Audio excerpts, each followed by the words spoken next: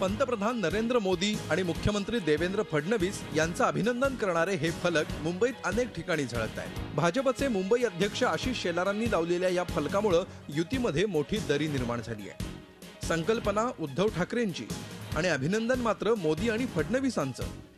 ये बात शिवसेना को हजम नहीं हो रही। एखाद्या लोकोपयोगी कामाचं श्रेय घेण्यावरून शिवसेना भाजपमध्ये सुरू असलेली स्पर्धा दिवसागणिक तीव्र होताना दिसते आहे। यावेळी स्पर्धेचा मुद्दा आहे मुंबईचा महत्त्वाकांक्षी प्रकल्प मानला जाणारा कोस्टल रोड।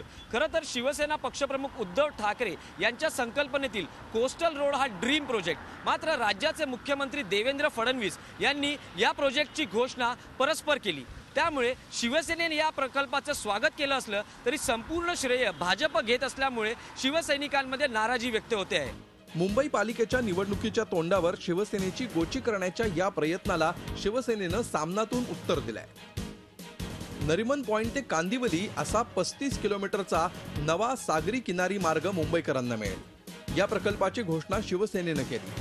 आमची बांधिलकी जनतेशी आहे, त्यामुळे कोस्टल रोड पूर्ण व्हावा आणि जनतेच्या चेहऱ्यावर हसू पाहावं हेच आमचं श्रेय आहे। ते आम्ही नक्कीच घेऊ। श्रेयासाठी आम्ही भांडत नाही आणि आमची काही त्याच्याबद्दल तक्रारी नाही।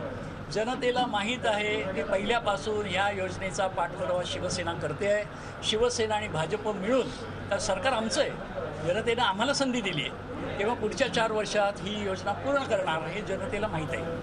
खरं तर पालिका निवडणुकांना अजून वर्षभराचा अवधी आहे। शिवाय मुंबईतल्या किंवा राज्य सरकारच्या आतापर्यंतच्या कामांचा इतिहास बघितला तर कोस्टल रोड तयार होण्यासाठी अजून 4-5 वर्षांचा अवधी लागणारच आहे। पण श्रेयासाठी सुरू झालेली लढाई म्हणजे बाजारात तुरी आणि भटभटनीला मारी अशी स्थिती आहे। दिनेश दुखंडेसह Krishnat Patil, Zee media, Mumbai. Zee 24 तास रहा एक पाऊल पुढे।